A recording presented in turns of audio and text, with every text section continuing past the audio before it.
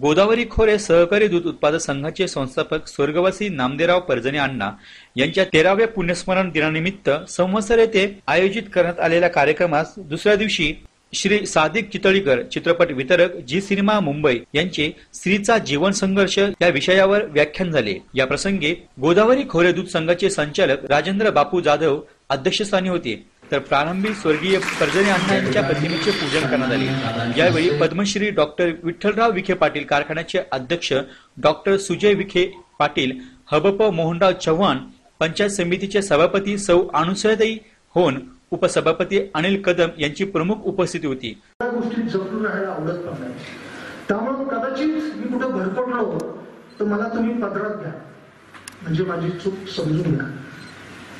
पदरावरून एक गोष्ट आठवते, तुम्ही ऐकली असेल, पदर साधा सोपा सरळ, ज्याला काना नाही, मात्रा नाही, उकार नाही, अनुस्वार नाही, वेलांटी नाही, असा 3 अक्षरी शब्द पदर, आईचा पदर।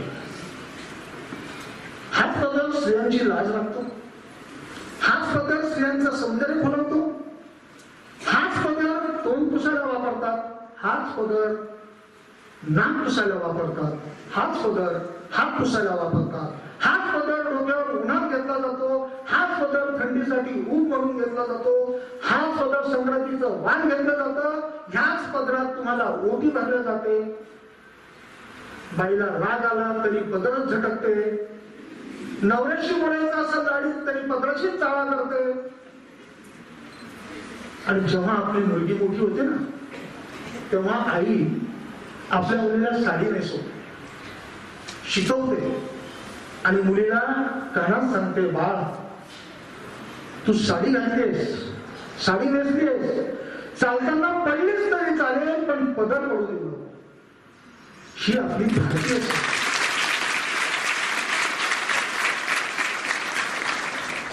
भारतीय संस्कृती। थोडस वेगळ्या दिशेला जाऊया। घर दोघांचं असतं, दोघांनी सावरायचं असतं, एखाद्याने पसरवलं तर दुसऱ्याने आवरायचं असतं। विनोद म्हणून, कारण तुम्ही बोर पण होऊ नये, काय असते प्रियकरण प्रियशी असते बघा, त्याच्याशी काही संबंध नाही, पण हा जोक आहे।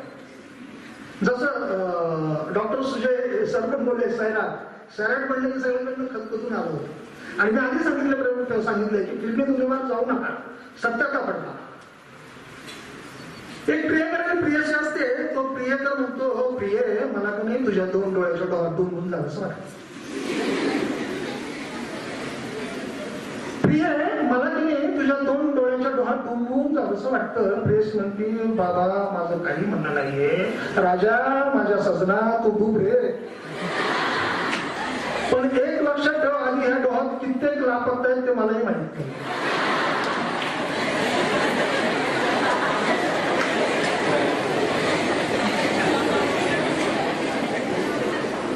पाण्याचं वागणं कसं असतं विसंगत, पाण्याचं वागणं कसं असतं विसंगत, पोहणाऱ्याला डुंबवतं आणि प्रेताला ठेवतं तरंगात। विचित्र परिस्थिती असते। तुम्हाला सांगितल्याप्रमाणे की मुलगी लग्न होऊन, बरं लग्न म्हणजे काय हो, श्री गणेशाला नमन करून अग्निभोवती 7 प्रदक्षिणा घालून ध्रुव ताऱ्याला साक्ष ठेवून अनोळखी 2 मने, 2 शरीरे, 2 आत्मे एकत्र येणं, 16 संस्कार आणि 4 आश्रमांपैकी गृहाश्रमात प्रवेश करणं, असं हे पवित्र बंधनातलं लग्न असतं। सोबत घेऊन जाते काय, माहेरचा चुडा। तुम्हाला माहेरच्या चुड्याची गंमत सांगतो, माहित नसेल तर ऐका, की पहिल्या मागणीमध्ये आईची आठवण असते बघा। जाताना मी खूप रडते, मागे वळून 3-3 वेळा बघते।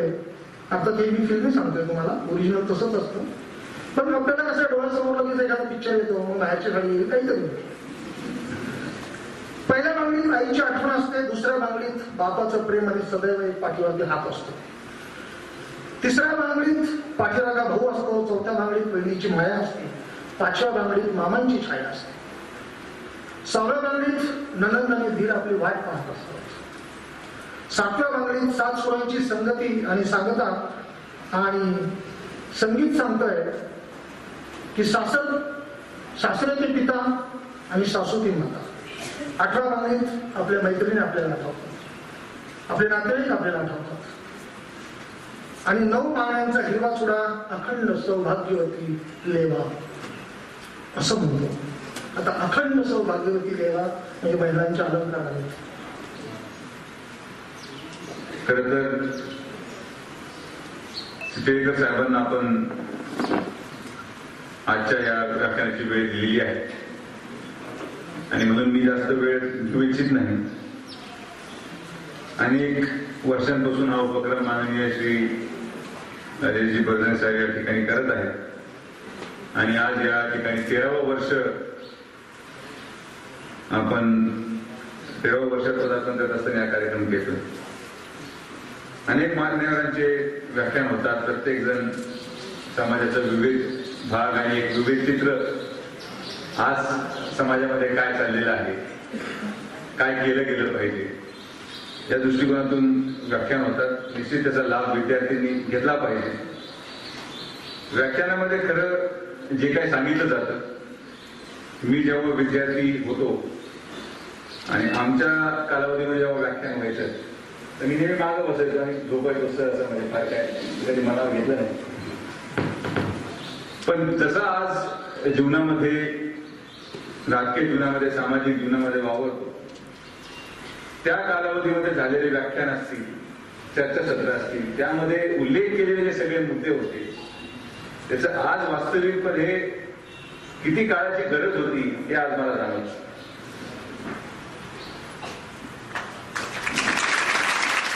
माझी विनंती एवढीच राहील सगळ्या विद्यार्थ्यांना की काळ फार बदलत चाललेला आहे, फार झपाट्याने बदलत चाललेला आहे. समस्या फार मोठ्या झालेल्या आहेत. मगाशी मामांनी सांगितलं की 208 आत्महत्याग्रस्त शेतकरी कुटुंबियांना दत्तक घेण्याचा निर्णय मी घेतला. माननीय नामदार राधाकृष्ण विखे पाटील साहेबांच्या मार्गदर्शनाखाली घेतलं. हे खरं काम माझं नाही,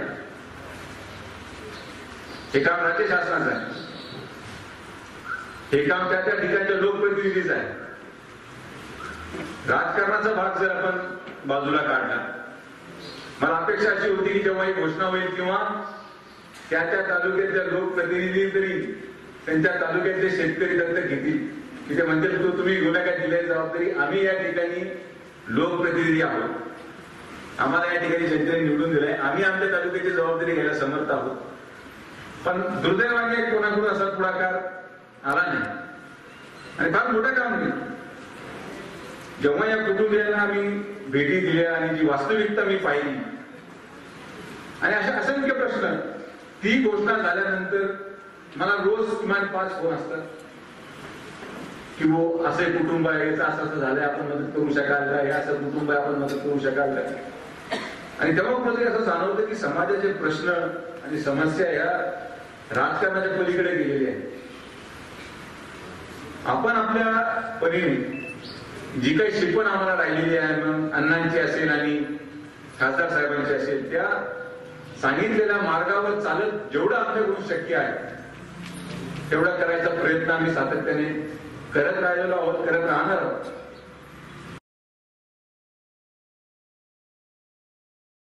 गोदावरी खोरे दूध संघाचे अध्यक्ष व जिल्हा परिषदेचे सदस्य श्री राजेश पर्जने पाटील यांनी स्वागत व प्रास्ताविक केले.